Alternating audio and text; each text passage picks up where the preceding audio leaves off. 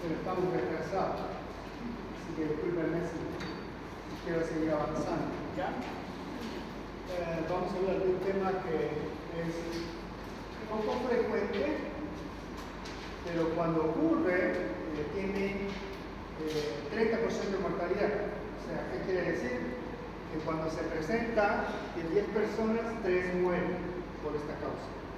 En Europa, el año pasado, 2023, que salió el Consenso Europeo de Endocarditis, dice el 20%, pero en Europa, supongo que en Bolivia esto puede llegar a un 40% o un 50% sin problema, porque no tenemos un código, ni siquiera el código de infarto podemos manejarlo, ¿no? Yo ayer, los que fueron médicos conmigo, me llamaron a las 7 de la noche más o menos, que fui a ver a un paciente que estaba infartado hace 48 horas. ¿Y alguien sabe cuánto tiempo puede estar un paciente con infarto sin tratamiento? ¿Alguien tiene una idea? Desde el momento que siente el dolor recordar cuánto tiempo tiene para hacer terapia de reperfusión, terapia de trombolisis, que hoy día seguramente van a tener en el curso de cardio. 12 horas. Si en 12 horas no se reperfunde, si no se tromboliza ese infarto, pues el paciente va a quedar con insuficiencia cardíaca de acá para siempre.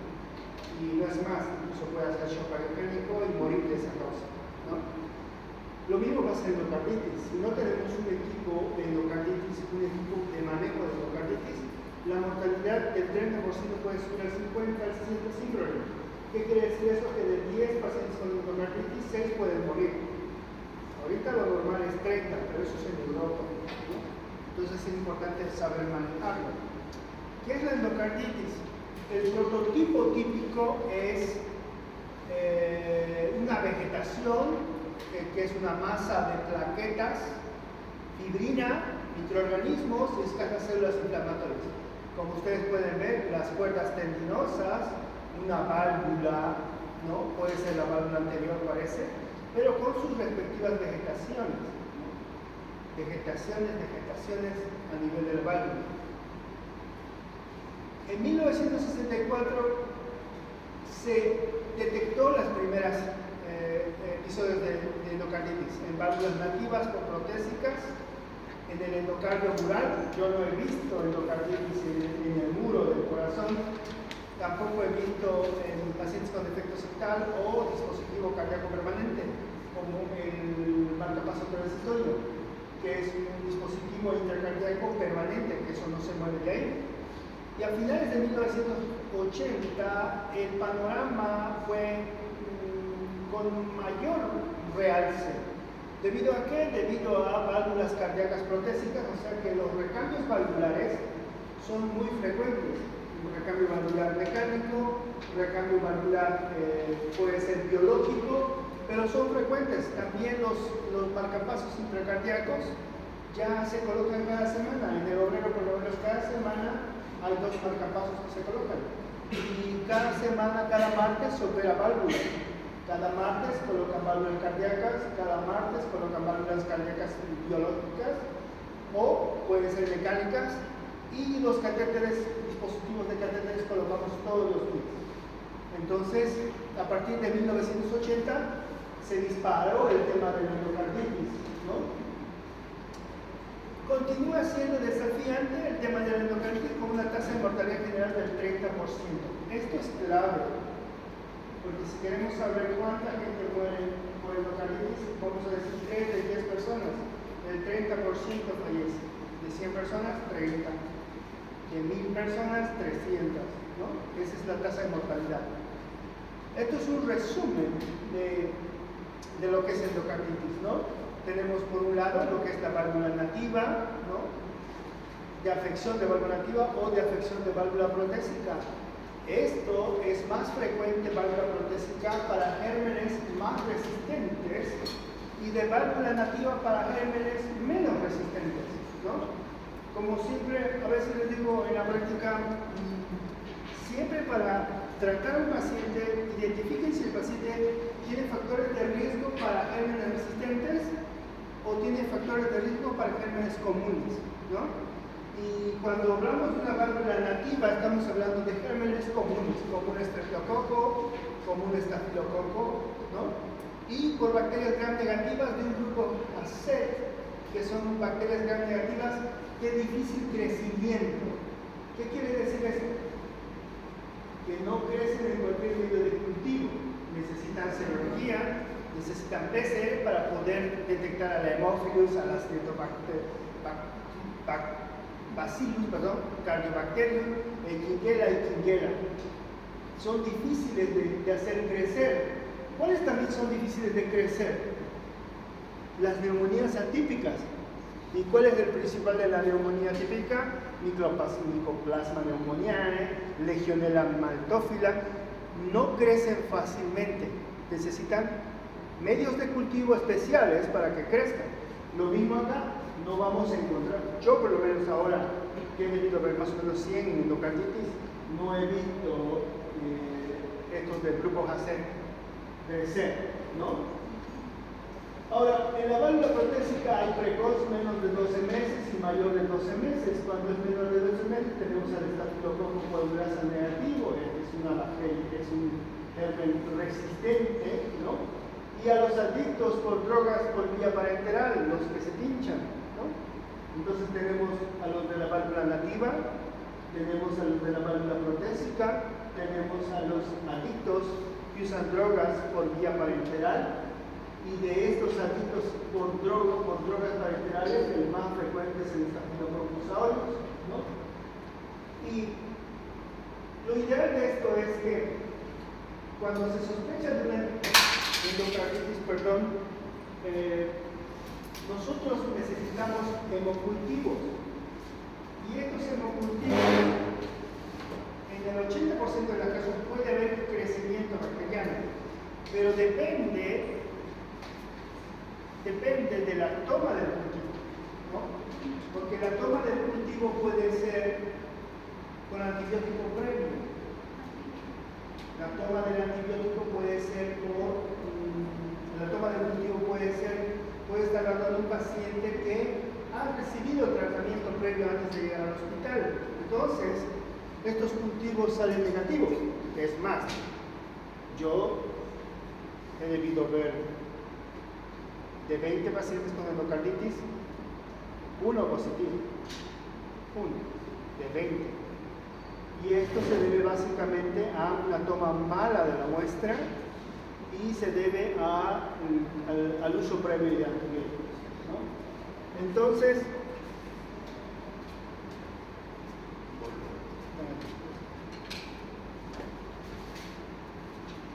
¿cómo ocurre el tema de la endocarditis? ¿Cómo ocurre esta situación?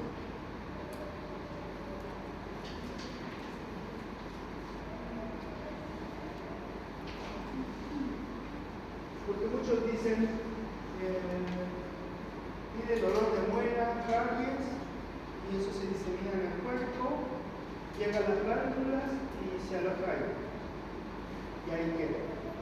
Pues no funciona así, ¿ya? Nosotros tenemos válvulas cardíacas, mitral y aórtica del lado izquierdo, tricuspidia y pulmonar del lado derecho, ¿no? El lado derecho tiene que ver con cámaras derechas, tiene que ver con vena cava superior, vena cava inferior, tiene que ver con el corazón derecho. Y el lado izquierdo tiene que ver con el corazón que manda sangre a todo el cuerpo, con el que hace la sístole ventricular, con el que hace la fracción de eyección, de expulsión del corazón. Entonces tenemos dos corazones y tenemos 4 válvulas. Cuando el endotelio está con una bacteria circulando normalmente, las válvulas no se contaminan fácilmente. La bacteria puede cruzar sin problema en un paciente con pie diabético, por ejemplo. La bacteria puede pasar por el corazón sin pegarse a la válvula. ¿Qué es lo que hace que la bacteria se pegue en la válvula? Una distorsión en el flujo de sangre que atraviesa el corazón. ¿Esto en qué pacientes ocurre? En pacientes que tienen cardiopatía congénita, en pacientes que tienen un defecto en la válvula mitral o tricuspidia, pacientes que tienen un flujo reverberante diferente que golpea al endotelio. Entonces, cuando uno tiene una válvula protésica, un implante cardíaco, enfermedad cardíaca congénita o usa drogas endovenosas, el flujo de sangre golpea al endotelio provocando la lesión del endotelio a nivel de las válvulas. Y esa lesión del endotelio provoca obviamente un proceso inflamatorio.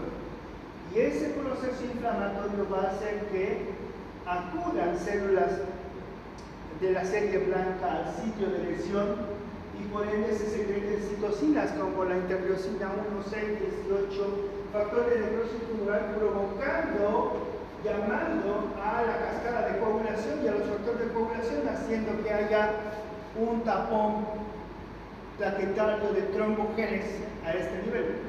Y ese tapón planetario de trombogénesis en ese nivel forma una vegetación de tipo estéril. O sea, es una vegetación que no es infectada, que no está infectada. Es una vegetación que está limpia.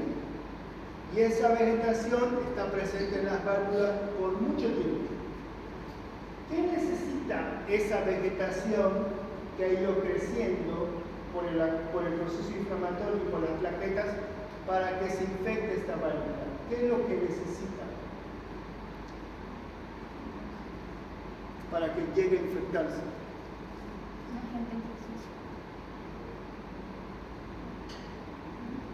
¿Alguna idea?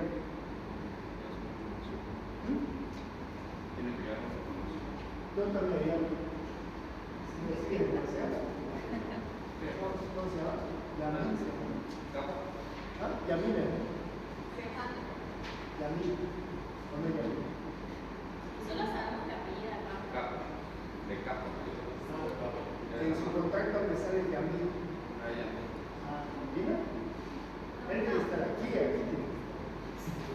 No está en el otro. Necesita una bacteria transitoria. ¿Cómo consigo una bacteria transitoria? ¿Cómo? Un paciente diabético, ¿Ya? ¿Pero qué tiene que ver? porque su lesión no cura fácilmente y es más fácil que entre la bacteria. ¿Pero qué enfermedad tendría el diabético? Una úlcera, un pie diabético. Ya, un pie diabético. Ese pie diabético normalmente se denomina en el pie diabético infectado, provoca bacterias transitorias, porque hay bacterias presentes ahí y provoca bacterias transitorias. Otra cosa. Un paciente con neumonía, con absceso pulmonar, puede provocar bacterias transitorias, que vayan saliendo las bacterias, diseminadas en sangre, que llegue al corazón y que esta vegetación, que era estéril en un principio, se convierta en una vegetación infectada. ¿Estamos de acuerdo? Así es el mecanismo por el cual ocurren estos problemas. Ahora, la persona que se droga, los adictos por drogas por vía parenteral, utilizan la misma jeringa y ni siquiera le hacen la técnica de asepsia para colocarse. Yo he conocido lamentablemente incluso colegas que se inyectan drogas por no sé cuál motivo, pero sé que se colocan como sea. O sea, el tema de la drogadicción es terrible. Entonces, se pincha cada vez y todo queda marcado acá. Y hacen bacterias transitorias, porque meten bacterias.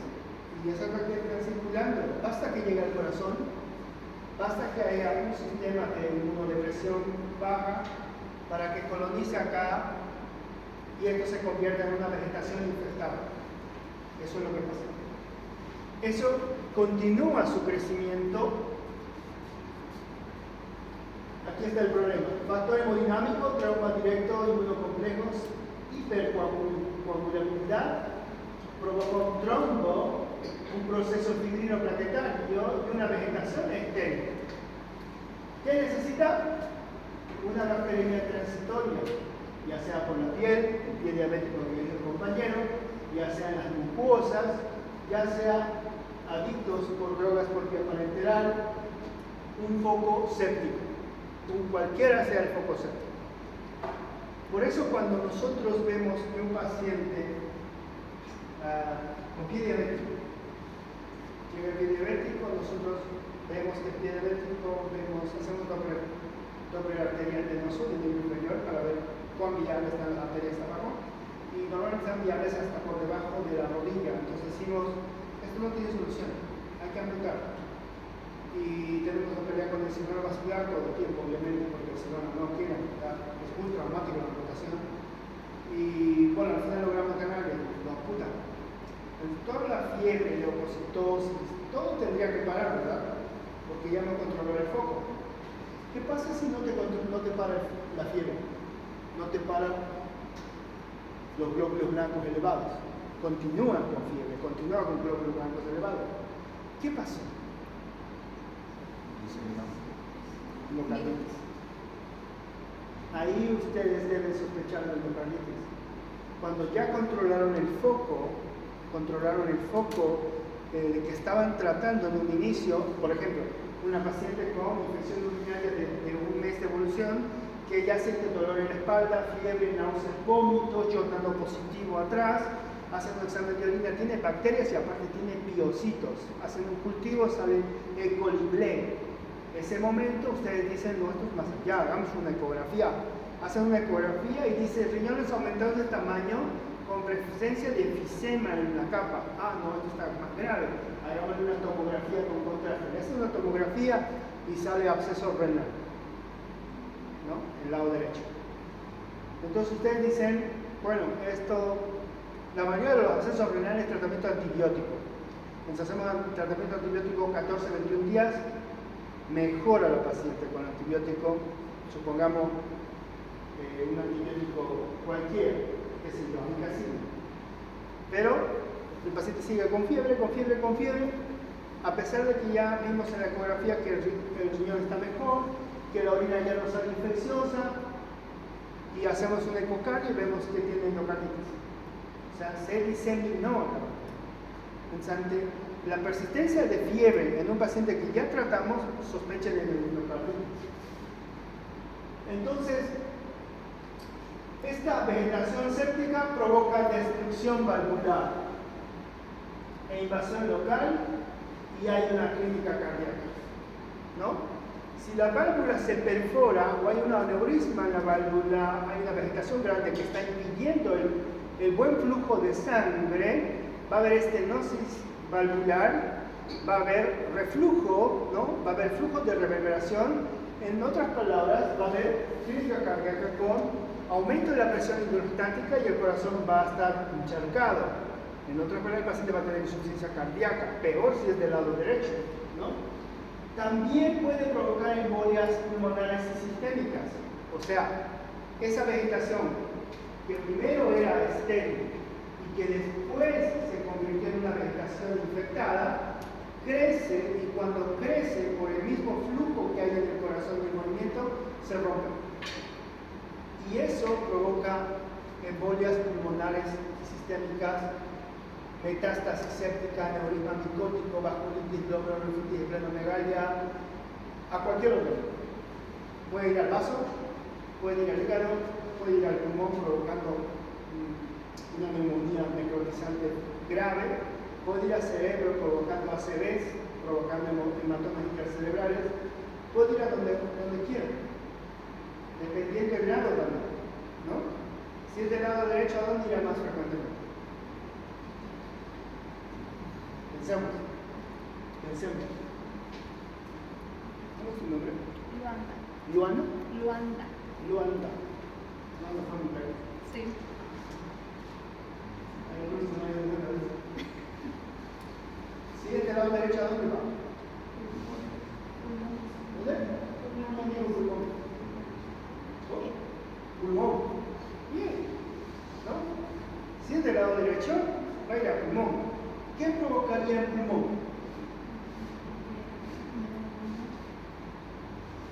¿Qué provocaría el pulmón? Si la vegetación migra hacia el lado por la arteria pulmonar, ¿no? Porque va a estar en la válvula tricuspidia, de ahí se va a ir por el tronco pulmonar y se va a ir a los pulmones. ¿Qué provocaría? Un embolio pulmonar, ¿no? Un tromboembolismo pulmonar. Y ese mismo, primero un tromboembolismo pulmonar. Como está infectado, primero va a provocar el infarto pulmonar, que es un tromboembolismo pulmonar.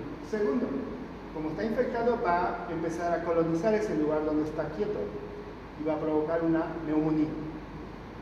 Dicen que provoca las neumonías necrotizantes. Yo no lo he visto todavía, pero sí he visto que hace otra cosa. Si está en el lado izquierdo, en la válvula mitral, que es el lugar más frecuente, ¿a dónde va?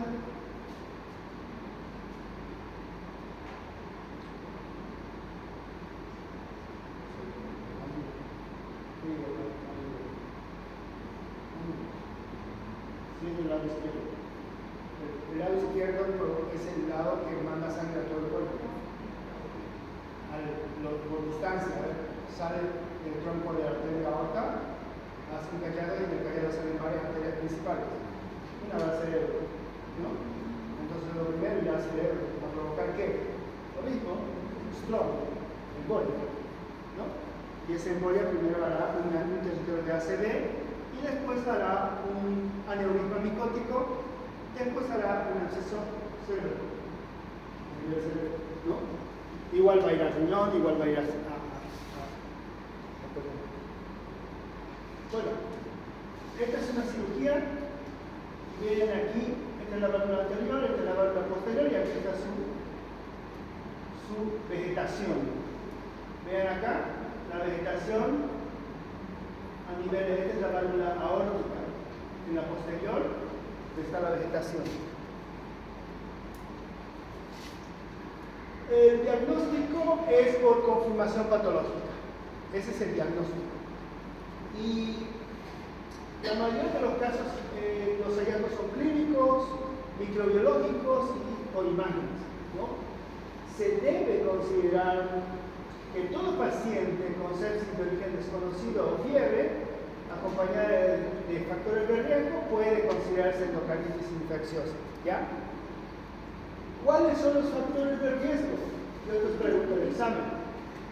La presencia de origen cardíaco, la presencia de que haya tenido endocarditis antes, la presencia de enfermedad cardíaca valvular, válvula cardíaca protésica, catéter venoso o arterial central, implante de cardíaco del dispositivo electrónico, enfermedad cardíaca congénita, y los factores no cardíacos, catéter venoso central, personas que se inyectan drogas, inmunosupresión, procedimientos dentales recientes, quirúrgicos, hospitalización reciente, y esto que es nuevo, los pacientes que hacen hemodiálisis, porque todo el tiempo están sujetos a que les toquen la sangre, ¿no? Son gente que tiene alto riesgo de endocarditis. Ahora, cuando tú tienes un paciente, debes ver lo más frecuente de la clínica de tu paciente. No preocuparte por la letra chica que hay en los libros, porque a veces, por ejemplo, estas lesiones de Hemingway, las manchas de Roth y los nódulos de Oster, yo lo he debido ver una sola vez en el paciente. Una sola vez. Y ya he debido tratar. No es frecuente. El 2%, hasta el 15% puede llegar, pero es el 2%. Pero si tú tienes un paciente con fiebre, que está en el 90 al 80% de los casos, y tienes un paciente con un soplo cardíaco que es nuevo, o sea, lo escuchas a tu paciente y en vez de que hagan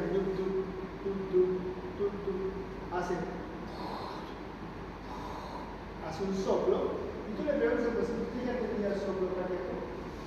No, doctor, yo nunca he tenido soplo. Y eso que vine al cardiólogo hace 3 meses y no tenía nada, digo que no tenía nada. Pero vos lo ocultas y tiene un nuevo soplo más fiebre, ¿no? Y podemos asociar, si quieren, qué sé yo, escalofríos, pérdida de peso, ¿no? Pero esos dos, yo sospecharía de endocarditis más otros factores de riesgo presentes en el paciente, ¿no? ¿Qué encontraríamos en laboratorio? Anemia, leucocitosis, está presente, ¿no?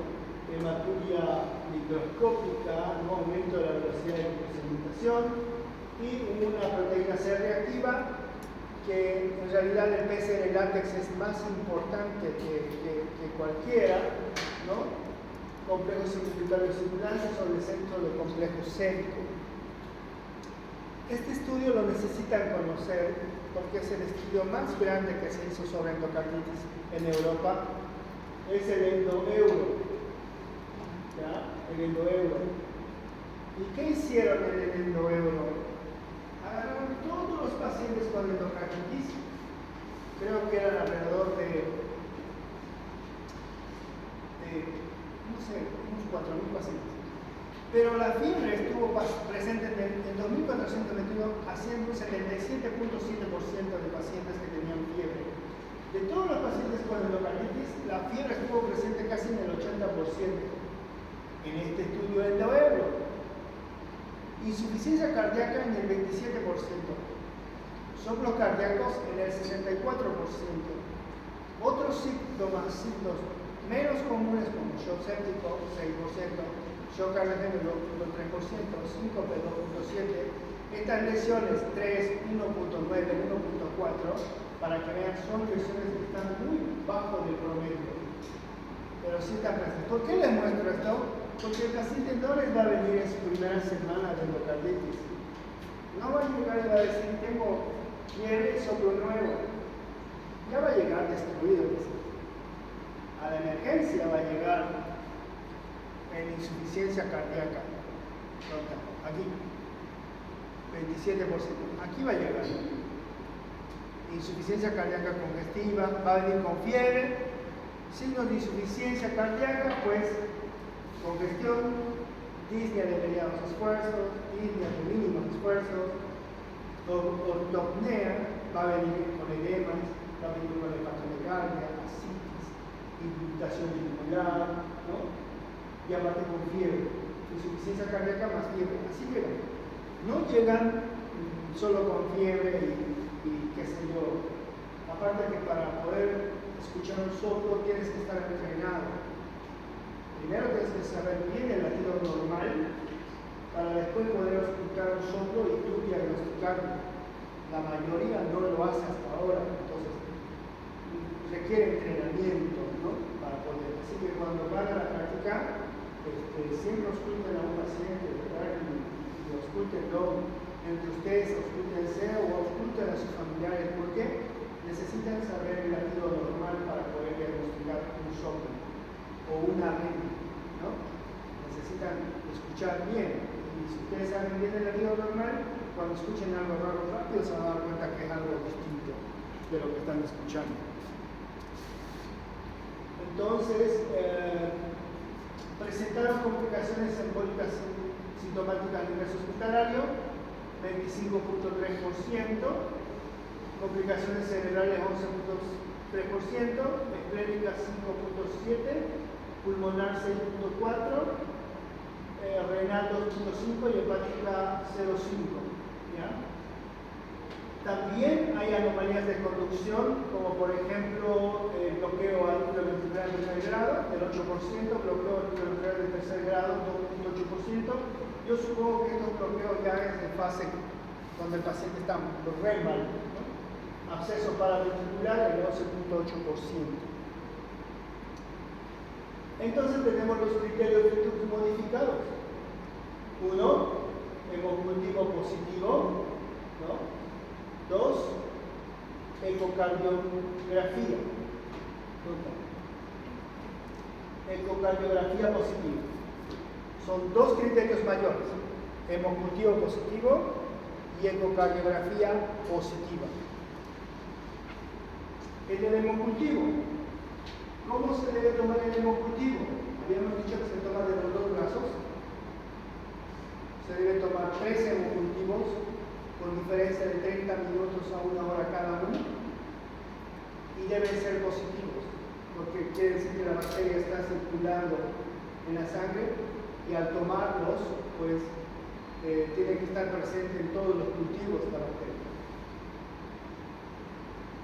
Esos cultivos deben ser tomados de ambos brazos, porque la presencia de uno solo y en este negativo puede indicar que esto es contaminación de este brazo, que al tomar no hicieron bien la limpieza y salió un coagulasa negativo o un epidermidis, ¿no? Entonces deben ser de ambos brazos y deben ser bien tomados y con 30 minutos de diferencia a 1 hora, 13 minutos. ¿Cuánto de sangre hay que sacar? Porque eso es importante también. Si sacan poca sangre, va a salir negativo.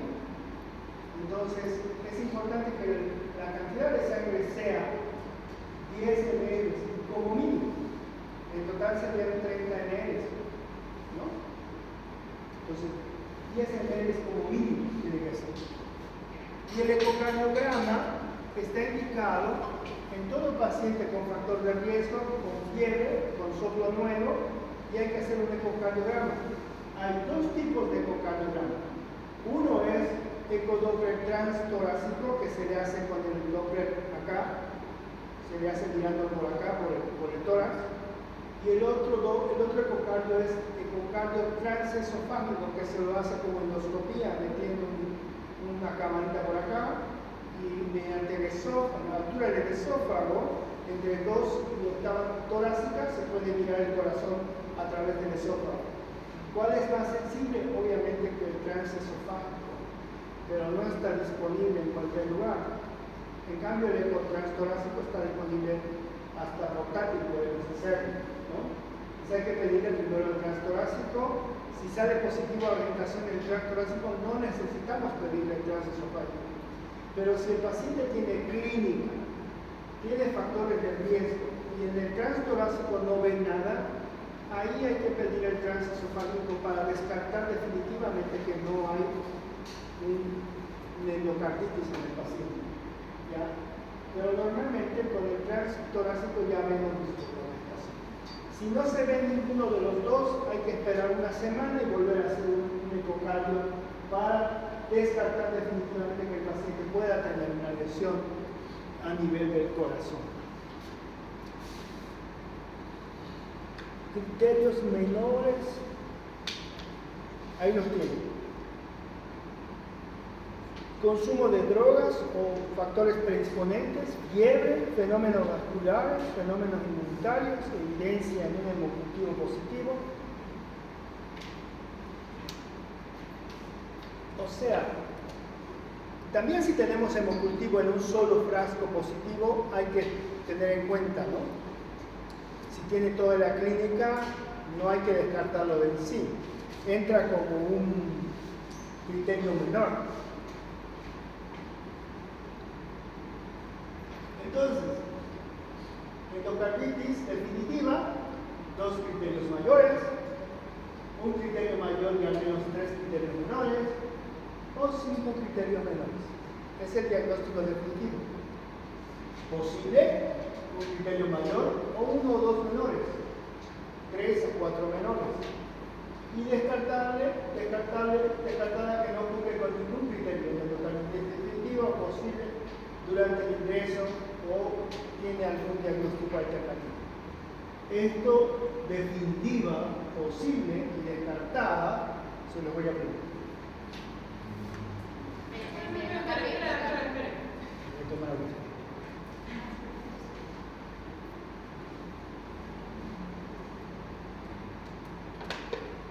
¿Cómo van sus trabajos, No dijo nada, revisó y no dijo nada. No dijo si estaba bien. Son 10.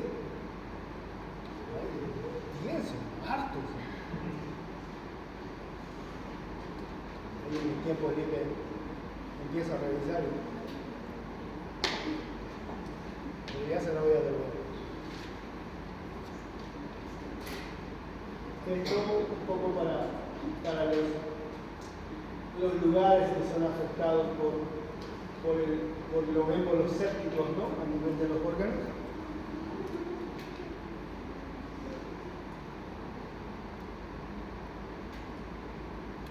Ahora, alguien preguntará, ¿qué biomarcadores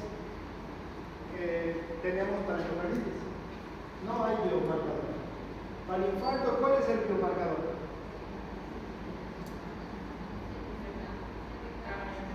Enzimas cardíacas, ¿no? Enzimas cardíacas. CPK, CKMP, trombolinas, ¿no? Son biomarcadores. Para infección bacteriana, procalcitonina, ¿no? Para, qué sé yo, para hongos tendremos, qué sé yo, otros marcadores. Para endocarditis no hay. No se puede fiar de un marcador, ¿no? Por lo tanto, el marcador principal es facilitar la estratificación inicial. ¿Qué quiere decir esto?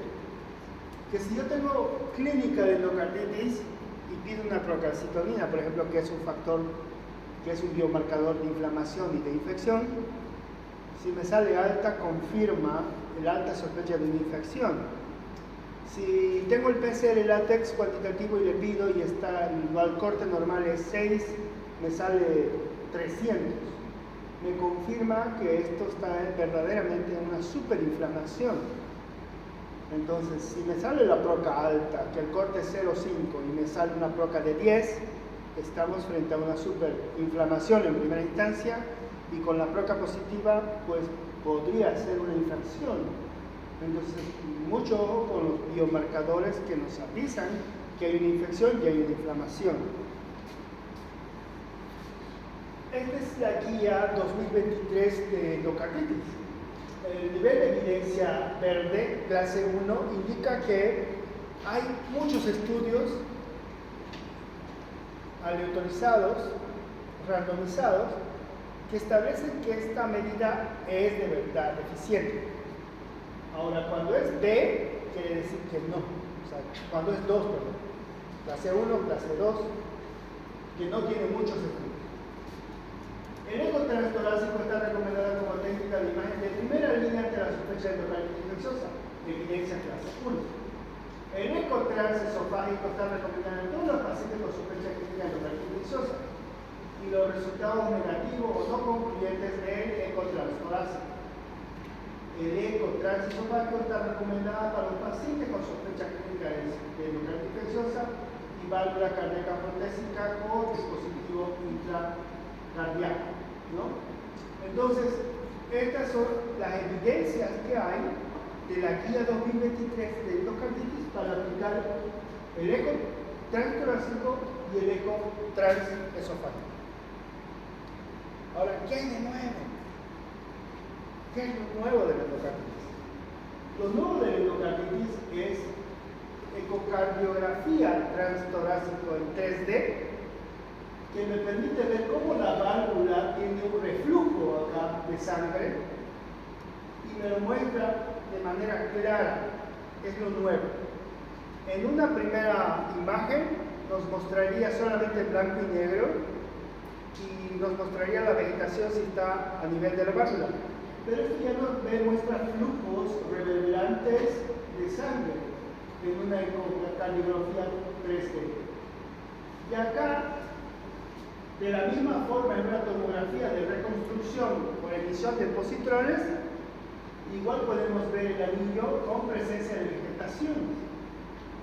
En esta tomografía nosotros ya podemos ver acá unas lesiones hipodensas alrededor de la válvula, que esta es una válvula protésica, por eso se ve bien redondita, ¿no? Pero alrededor podemos ver colección purulenta alrededor de la válvula. Entonces esta es una tomografía que permite ver a detalle el lugar donde está la lesión y la posible invasión de líquido purulento. Y aquí cuando se pinta de amarillo en esta emisión de monofásico, una tomografía igual, esto que se pinta amarillo es células, glóbulos blancos que se pueden ver a través de una secuencia de emisión monofásica de tomografía computarizada. Entonces, estos estudios son los que están entrando actualmente. Pregúntame si tenemos. No tenemos, ¿no? Tengo una amiga que fue a Argentina a hacer cardiología por imágenes. Ella sabe mucho de esto, pero llegó a Bolivia, ¿no? Y aquí dice, ahora qué hago aquí, no sé hacer nada porque no hay nada, ¿no? Entonces no sé qué, no sabe qué va a hacer. Él se dedica a ser cardiólogo nomás, hace cardiología, pero cuando hay un caso raro, por ejemplo en Foglianini, ahí donde tienen el equipo, se hace, o en Clínica Las Américas, igual se la llama para que pueda ver con más detalle todo. Bueno, les quiero mostrar algo antes de que acabe la clase.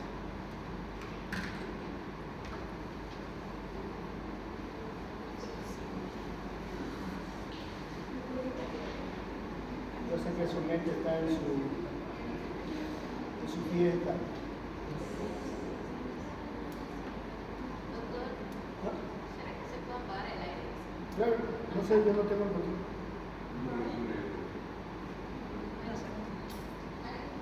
Están congelados, ¿no? Y hasta mí así.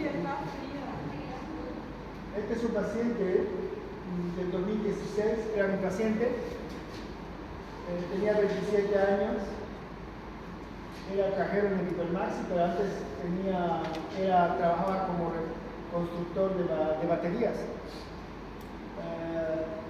Ingresó por cefalea, fiebre, vómitos, déficit motor y sensitivo, fascio brachiocrural del lado izquierdo. Tenía antecedentes patológicos de haber sido hospitalizado antes con fiebre, con anemia. Entró con cuadro clínico de 5 días por cefalea holocraniana, náuseas, vómitos repeticios, hemiplegia, fascio brachiocrural del cuerpo izquierdo, donde fue valorado por emergencias y neurocirugía. Lo llamativo al ingreso fue que tenía presión de 89-65, ¿no? Con una frecuencia cardíaca de 105, o sea, estaba taquicárdico y también estaba hipotensa, ¿no? Tenía un grafo de 15/15, pero tenía la hemiplegia del lado izquierdo. El pulmón estaba bien, tenía algunos crepitantes en bases pulmonares a consecuencia de congestión. Ustedes imaginarán hasta aquí que el paciente ya estaba en insuficiencia cardíaca y ya estaba con un émbolo a nivel del cerebro, ¿no? Los glóbulos blancos en 15.000, las plaquetas normal, habían caídos de 2, ¿no? Y algo anormal en la química, no. El diagnóstico en medicina interna era accidente cerebrovascular más encefalitis versus cardiopatía valvular versus derrame pericárdico y anemia crónica, ese era el diagnóstico en medicina interna. Ellos pidieron valoración por neurocirugía, sin conducta quirúrgica eligieron los neurocirujanos, pidieron valoración por neurología, tenía falla de bomba, entonces llamaron a interconsulta con UTI, los cardiólogos pidieron valoración por UTI y no diagnosticaron la endocarditis. Neurología vino y dijo, esto es cerebritis, no sé cómo sería, es como decir, cerebritis es como decir, el mar es qué sé yo, azul, ¿no? Algo así, pero esa tiene que ir más allá, ¿no? Pidió una resonancia magnética cerebral. Cirugía cardiovascular, dijo, espera del resultado del laboratorio, y hematología dijo, anemia crónica, interconsulta por cirugía oncológica. Ya peor todavía, se fue por otro lado. UTI dice pasar a terapia intensiva para monitoreo. Ingresa a UTI con diagnóstico de endocarditis infecciosa y absceso cerebral. Ese fue el diagnóstico de UTI de ingreso. ¿Qué se encontró a nivel de la ecografía abdominal? Una colección hemática esplénica de comprobable ruptura venosa. Aquí está el vaso y aquí está la colección a nivel del vaso. ¿Ya?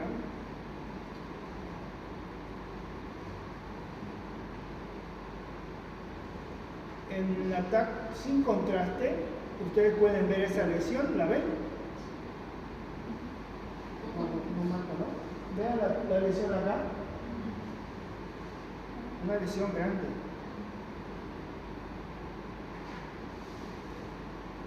a ver si sale.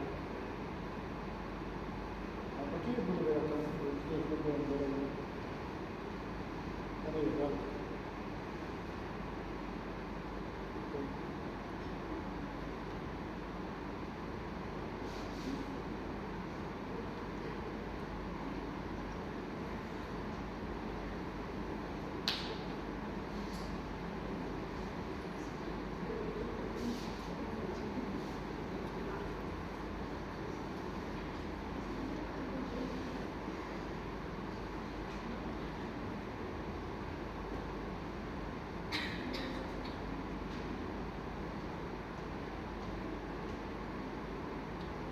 Ahí, este es el reporte del ecocardiograma que dice imagen vegetante móvil de 2.2 por 1.2 centímetros en válvula óptica que genera insuficiencia severa, presión arterial, ¿no? Genera insuficiencia severa. ¿Por qué no pueden creer? A ver.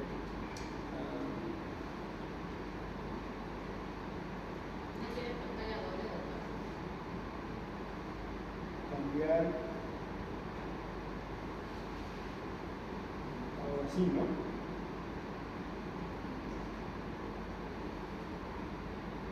Ahí. Entonces vean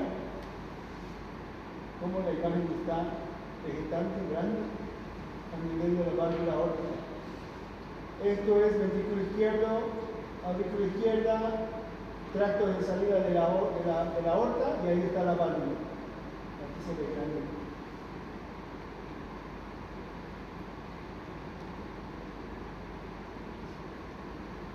Resonancia magnética del cerebro. Vean, esta es una resonancia magnética cerebral.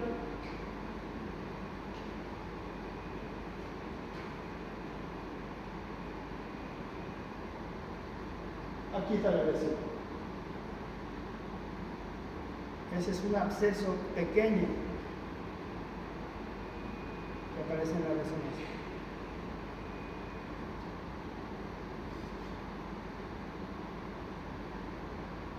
Tenía varias secuencias. Esas son las secuencias. Miren el nivel de lesión, cómo se marca. El flare T1, T2. Pero es lesiones grandes. ¿Lo ven? Miren. Por resonancia. Esto es un émbolo séptico a nivel del cerebro. Ahí está T1 y T2 flare. Vean la lesión como el flare se marca bien.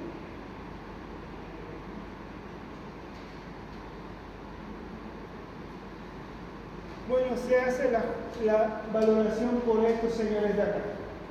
Cirugía cardiovascular. Le saqué foto a su nota. Paciente con endocarditis infecciosa complicadas, con embolia cerebral séptica, de 5 días de evolución, motivo por el cual se indica reemplazo valvular aórtico, luego de por lo menos 15 días. O sea, después de 15 días de evolución, por lo que cirugía en estos momentos tiene alto riesgo de estar. No querían operar. Hicimos la junta. Cirujano cardiovascular, el equipo de cardiología, con el doctor Cristóbal, el doctor Ureña, los terapistas, este es cardiólogo también, para hablar solo del tema endocarditis. Fue una batalla, el señor estaba ahí. Eso lo ven al doctor Campbell, que estaba también en la junta, y yo soy el que sacó la foto. Porque si no, nadie sacaba, no había evidencia de lo que pasó, ¿verdad? Pero fue una discusión bárbara. Se le informó a la familia acerca de que tenía que operarse a corazón abierto para hacer el recambio valvular, porque si no, se iba a morir. Ya estaba intubado ya. La cirugía duró 5 horas con un tiempo de bomba de 110 minutos. El tiempo de bomba quiere decir que lo desconectaron al corazón y todas las arterias estuvieron sujetas a una bomba artificial para poder hacer el recambio de la válvula. Cuando esto pasa a las 5 horas, empieza a haber coagulación, empieza a haber todo un ciclo de complicaciones. Las indicaciones postquirúrgicas, la evolución, y esta es la tomografía de tórax y abdomen que hicimos porque sospechamos otra cosa. ¿Qué es? Miren, este es el pulmón, ¿no? ¿Y qué es? A ver si yo les pongo así. El tórax. Aquí está el hígado, ¿verdad? Pero si me saco una toma de este lado, ¿qué hay aquí? ¿Qué hay? El vaso. Un absceso en el vaso. Un absceso esplénico en el vaso.